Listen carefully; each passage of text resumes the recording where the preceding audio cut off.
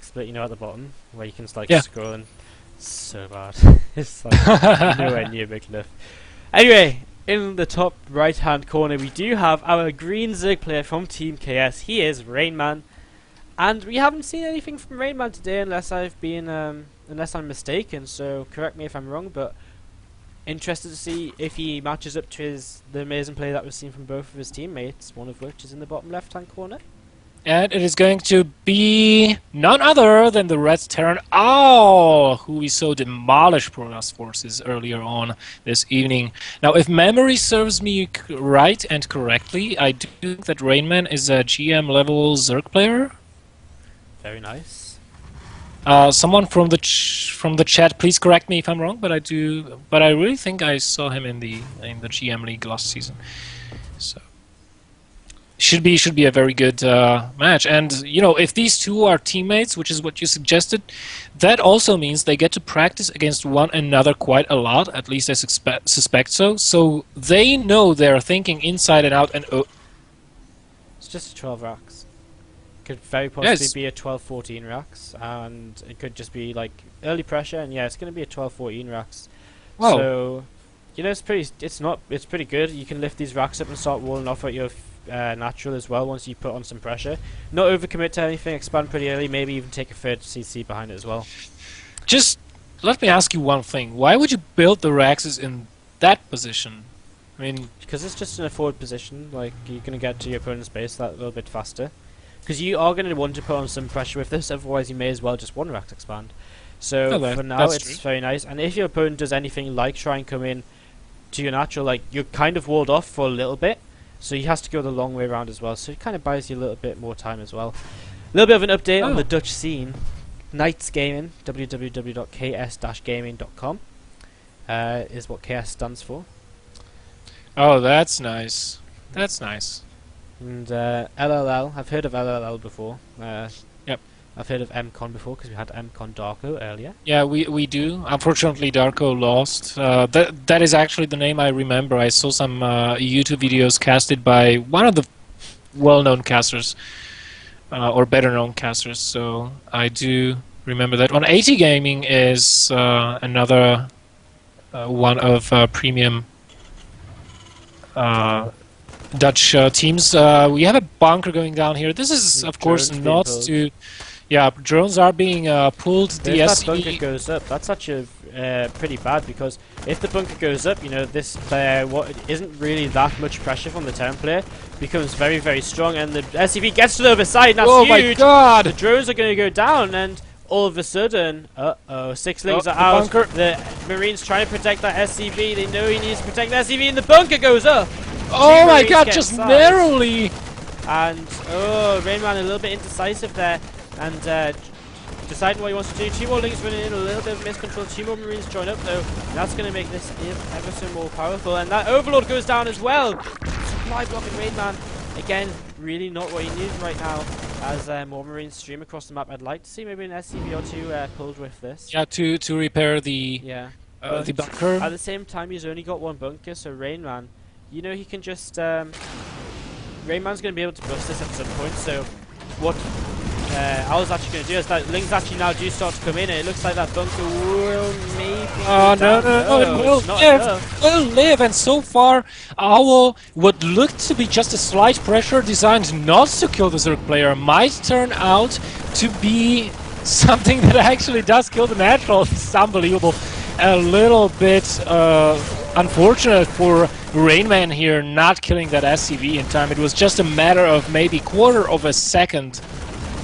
Yeah, and you know, RainMan as well, he like, you know, he could have broken that bunker without taking as much damage as he has, because he just overcommitted a little bit too early on here, and now the hatchery will fall, and Al behind this, you know, he's done, kind of as I mentioned at the start, he's going to take an expansion, he's just going to put his 3 racks in a wall, and he's going to be in a pretty good position.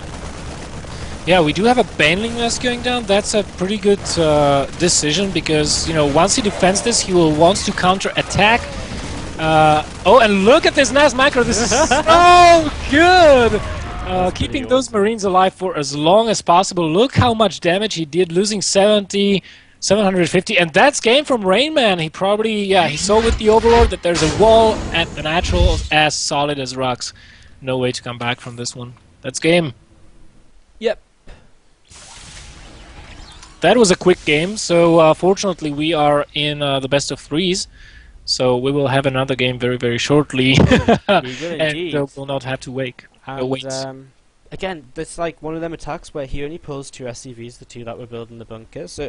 So again, he's not that far behind on economy, mainly because the Zerg has to make enough lings to deal with it and to deal with the continuous marine production. So because of that, Owl's always going to be able to expand and not be too far behind at all, really. And it just creates opportunities like that where if the bunker does go up, he can just straight up win the game. So joining onto Daybreak, which is going to be the Zerg player's map choice.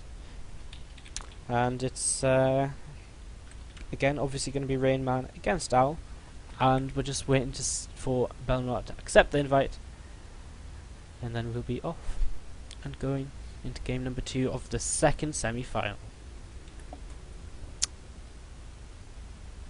Alright, just check the Skype and stay quiet. Alright, so we are in the lobby. This is going to be game 2 between RainMan and Owl. Owl taking first game with, you know, a little bit of a stroke of good luck on his side and a stroke of bad luck on his opponent's Zerg side, not killing the SCV. Like, really, it was just quarter of a second before, in between, you know, the SCV dying and the bunker finishing. If that SCV actually had died, then RainMan would have defended no problem. And then he attacked the bunker too early. He didn't really have enough.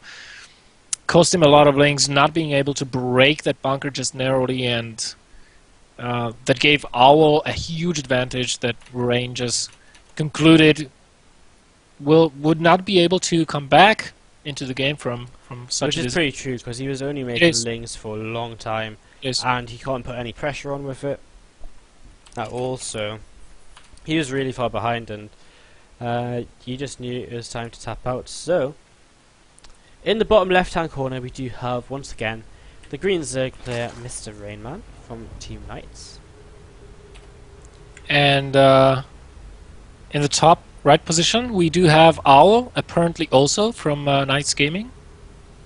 Indeed we do.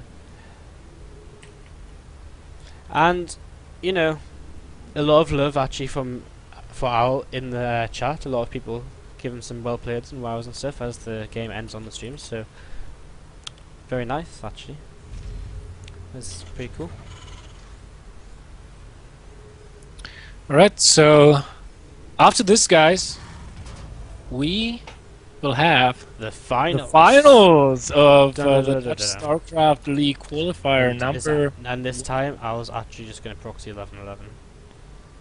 Yeah, looks like it. He has the SCV in position, second SCV on the way. Man, if RainMan loses to this, he's going to be so pissed.